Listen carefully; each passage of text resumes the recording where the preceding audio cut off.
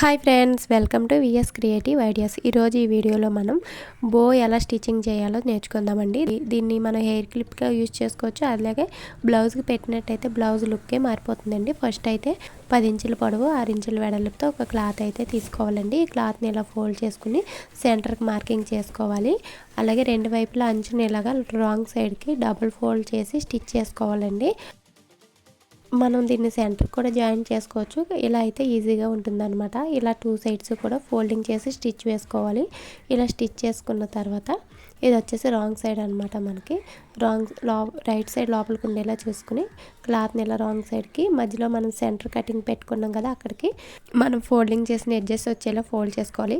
ఇలా ఫోల్డ్ చేసినప్పుడు ఒకదానిపైన ఒకటి ఓవర్లాప్ అయ్యే విధంగా ఫోల్డ్ చేసుకుని ఒక స్టిచ్ అయితే వేసుకోవాలి 2 సైడ్స్ కూడా. తర్వాత ఇలాగ మూలల్లో క్లాత్ని ఇలాగా వేలుతో ఫోల్డ్ చేసి రివర్స్ చేసుకోవాలి.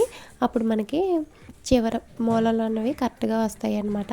ఈ విధంగా ఫోల్డ్ చేసుకుని రివర్స్ చేసుకున్న తర్వాత ఇలా మనం ఎడ్జెస్ అనేవి కింద వైపుకు ఉండేలా చూసుకుని ఇప్పుడు ఈ క్లాత్ని మనం చిన్న చిన్న ఫ్రిల్స్ పెట్టుకుంటూ నీడిల్తో ఒక స్టిచ్ అనేది వేసుకోవాలి. ఇలా సెంటర్కి పట్టుకుని సెంటర్లో నీడిల్తో ఒక 2-3 స్టిచెస్ అనేవి స్ట్రాంగ్గా వేసుకోవాలి. అప్పుడు ఈ స్టిచెస్ అనేవి మనకి ఫ్రిల్స్ అనేవి ఊడిపోకుండా ఉంటాయి అన్నమాట. దీన్ని మనం ఇలా కూడా యూజ్ చేసుకోవచ్చు. మధ్యలో ఏదైనా స్టోన్ పెట్టేసి బోలాగా యూజ్ చేసుకోవచ్చు.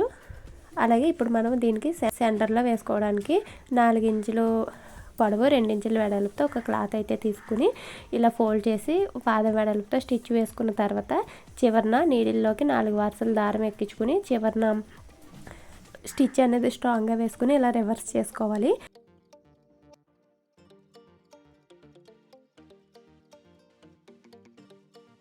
ఇప్పుడు ఈ క్లాత్ని ఇలా బోకి సెంటర్లో పెట్టుకుని ఇలాగ స్టిచ్ అయితే వేసేసుకోవాలి. కదిలిపోకుండా టైట్గా స్టిచ్ అనేది వేసుకోవాలండి. ఇలా వేసుకున్న తర్వాత ఎక్స్ట్రా ఉన్న క్లాత్ అనేది కట్ చేసేసుకోవాలి. ఇది ఒక మోడల్ అయితే రెడీ అవుతుంది. ఇప్పుడు మనం వీటికి థ్రెడ్స్ అనేవి స్టిచ్ చేసుకుందాం. దీనికోసం 8 ఇంచుల పొడవు 4 ఇంచుల వెడల్పుతో 2 పీసెస్ అయితే తీసుకోవాలి. తర్వాత వీటిని ఇలా సెంటర్కి ఫోల్డ్ చేసుకుని క్రాస్గా కట్ చేసుకోవాలి వీ షేప్ వచ్చే విధంగా. ఇప్పుడు వీటిని ఇలా సెపరేట్ చేసుకుని రైట్ సైడ్ లోపల వైపు ఉండేలాగా రాంగ్ సైడ్ పై వైపుకి వచ్చేలాగా ఫోల్డ్ చేసుకుని ఇలా క్రాస్గా స్టిచ్ చేసుకోవాలి. ఫస్ట్ అయితే ఒక సైడ్ స్టిచ్ చేసుకుని తర్వాత ఇలాగ రెండవ సైడ్ కూడా స్టిచ్ చేసేసుకోవాలి. ఈ విధంగా రెండవ క్లాత్ని కూడా ఫోల్డింగ్ చేసుకుని స్టిచ్ వేసేసుకోవాలి. ఇలా స్టిచ్ వేసుకున్న తర్వాత దీన్ని మనం రివర్స్ చేసుకోవాలి. ఏదైనా స్క్రూ డ్రైవర్ కానీ నీడిల్ కానీ తీసుకుని ఇలా రివర్స్ చేసేసుకుని చివర ఎడ్జెస్ అనేవి ఫోల్డింగ్ నీట్గా వచ్చే విధంగా నీట్గా నీడిల్ సహాయంతో మూలలు అనేవి నీట్గా తీసుకోవాలి. ఇదే విధంగా రెండవ క్లాత్ని కూడా రివర్స్ చేసేసుకోవాలి.